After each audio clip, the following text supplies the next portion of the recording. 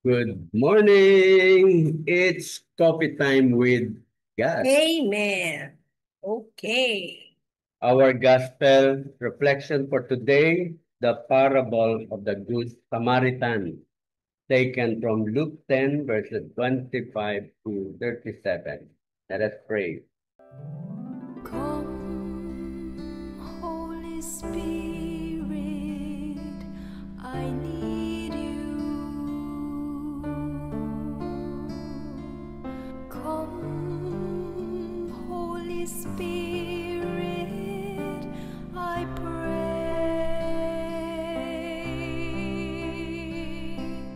Come with your strength and your power.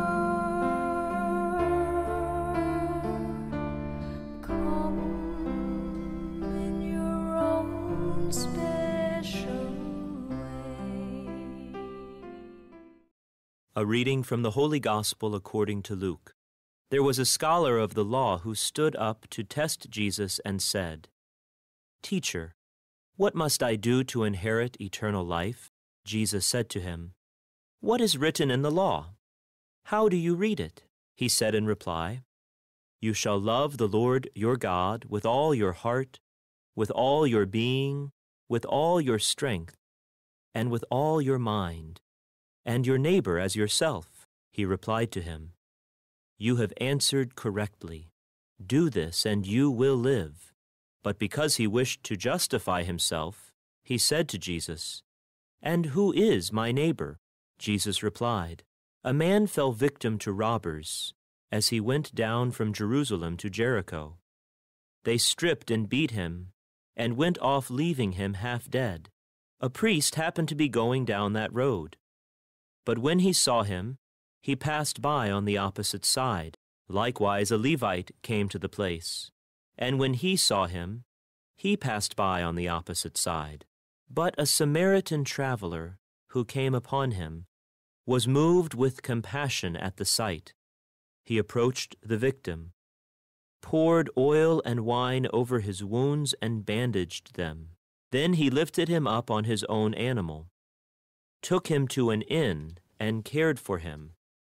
The next day he took out 2 silver coins and gave them to the innkeeper with the instruction, "Take care of him. If you spend more than what I have given you, I shall repay you on my way back." Which of these 3, in your opinion, was neighbor to the robber's victim? He answered, "The one who treated him with mercy." Jesus said to him, "Go and do likewise." The Gospel of the Lord. Praise to you, Lord Jesus Christ. Inspire ako dito yung the next day, he took out 2 silver coins. The next day. Ibig sabihin, hindi pa siya nakontento dun sa tulong na unang ginawa niya. Binalikan pa niya. Ibig sabihin, parang kinonfirm na hindi lang siya basta naawa, nakita niya, tapos na-realize. Talagang totoo kasi kahit nakauwi na siya, umabot ba ng umaga, ibig sabihin, iniisip pa rin niya yon at bumalik siya. No, binalikan pa niya. Ganun ka yung puso niya talagang tumulong, totoo talaga. So yun yung na-touch ako doon sa ginawa niya. Yeah, Sa kapwa niya na kaaway pa nga dapat niya yun. yeah. Ayan. Ang sabi mo nga, kaaway nga nila yung grupo na yun eh. Yung kontra sila. Tinulungan niya, di ba? Ibig sabihin, hindi siya namimili kung sino nangangailangan, tinutulungan, kaaway man o kasama. Talagang siniguro pa niya na maayos, kumpleto yung kanyang Kompleto sikat. pagtulong. Oh, ayun. So yun. Ang sa akin, do likewise. Yun. Kasunod lang nung iyon sinabi. Kasi yung nagtanong sa ating Panginoon, sabi, "What must I do to inherit eternal life?" So, ang pinakita ng ating Panginoon dito sa kanyang gospel ay yung, ano pa eh, talagang contrasting eh. Yung mga kababayan, parang sinasabi, mga kababayan, eh, hindi nila tinulungan yung kababayan na nangangailangan ng tulong. Dalawa yon. Alien. Kaaway pa nga, yun ang tumulong. Sino sa tingin mo ang naging neighbor ng biktima? So, ang sinabi yung Samaritan. Dito, ang teaching sa atin, pag nakita mo, yung tao, parang witness siya eh. Sundan mo lang yon and you will inherit eternal life. Amen. So, ibig sabihin, pagkatapos mong binasa lahat ito, lalong-lalo na dun sa sinabi na, what shall I do, no? To serve you, Lord. Sinabi lahat dito, with all your heart, with all your being, then, ano ending niya? Yung sinabi mo is, do likewise. Pero hindi tumigil doon. In-explain pa ni Jesus kung paano. Ibig sabihin, hindi ganon kadali. No? Hindi ganon kadali. Kasi madaling sa salita, pero sa gawa, mahirap kasi loving your enemy to eh.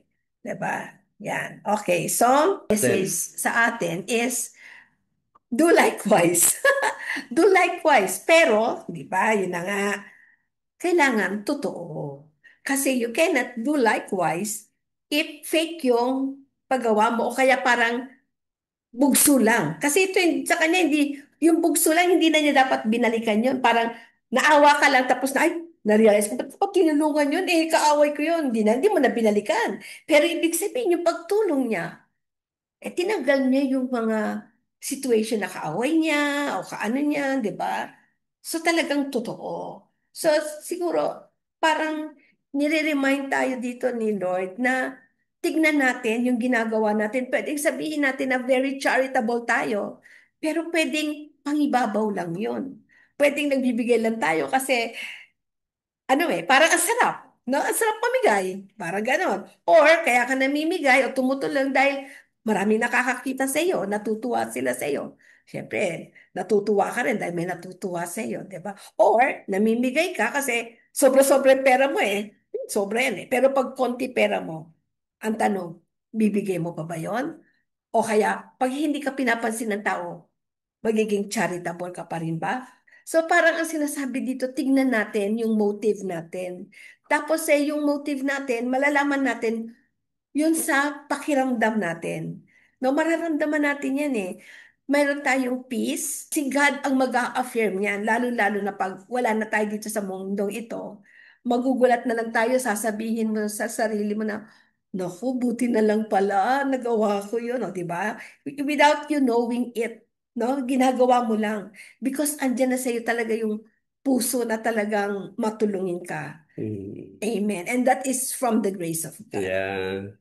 So, yung teaching na ito, yan, parang sinasabi mo, meron situation na create si God. So, this is a teaching of charity, compassion and charity. Merong dadaan sa buhay mo na lalabas yung iyong awa dun sa tao. So, from the awa, you need to be compassionate. Ibig sabihin, act on your awa. So, doon, ang sabi ng ating Panginoon, you need to do it. Hindi mo dapat i-distinguish o bigyan ng distinction. Yung kapitbahay ba yan? Kaya kaibigan mo ba yan? Or hindi? So, anyone who need yung awa, yan yung katuruan ng ating Panginoon. Kaya humihirap ito eh. Pagka nalagay ka sa situation that you will be put into yung kaaway ko ito ah. Di ba? Ganon. So, aalisin yon. O kaya, naku, ang dami ko pang pupuntahan, dami ko pang gagawin. So that means you are giving up something for the sake of that person. Halimbawa, merong importante, pagkakakitaan yon, no? So binigyan mo pa rin ng importansya yung compassion. The act to compassion. Ito yung talagang medyo mahirap. That is why yan yung pinapakita ng ating Panginoon. Now, how simple yung kanyang command sa atin. Kung nakita mo maganda, gayahin mo lang so that others can also do the same. No, maging hawaan mo yung iba. And also, yun din mga nakikita mo, parang sa kapihan, yan yung parang sinabi ko last week eh.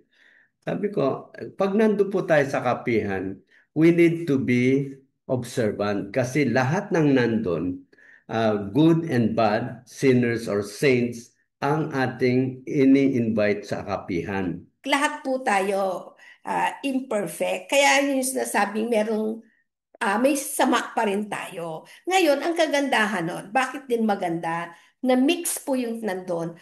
Ang kagandahan kasi, kunyari ako, bagong dating ako dun, makikita ko na ito pala friendly. Itong isang masungit, di ba? Ma-attract ako ngayon dun sa friendly.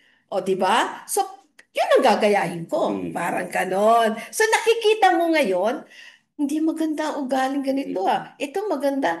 O di, differentiate mo, actual, di ikaw, gagaya ka dun sa tao. Para mirror sa'yo. Yes. And then, Yes. maiisip mo, parang ganun ako Oo. Hindi ka gagawin. Tama, kunyari, alam mo, ganun ako sa sarili mo, ganun ako, hindi palang magandang tingnan. Ayoko na maging ganun. Ayan. It's positive po sa mga ganon. Hindi naman po yan yung parang ayoko na po na dyan, yung mga dyan, hindi ganon po yun.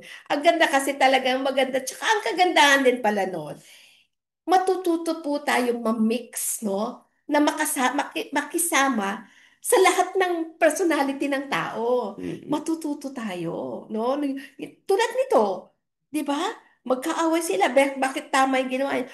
Kasi natutunan niya na na mahalin yung kaaway niya. Malay nyo, dun sa pagsama natin dyan sa kapihan, dahil religious naman yung pinag-uusapan natin dyan, maging ganun tayo, di ba? Na matanggap natin ang tao kung ano man sila. Di ba? Yun po yung pinakamaganda na matanggap natin ang isang tao for who he is. Imbis na ikaw ang mahawa, sila ang hawain mo. Yeah. Yes. Oo, tama po yun. Kaya, yun po yung kagandahan, no, na ma-gain natin to mingle with others. Amen. Okay. Okay, so again, see you. See you again tomorrow in our coffee time with God. Amen.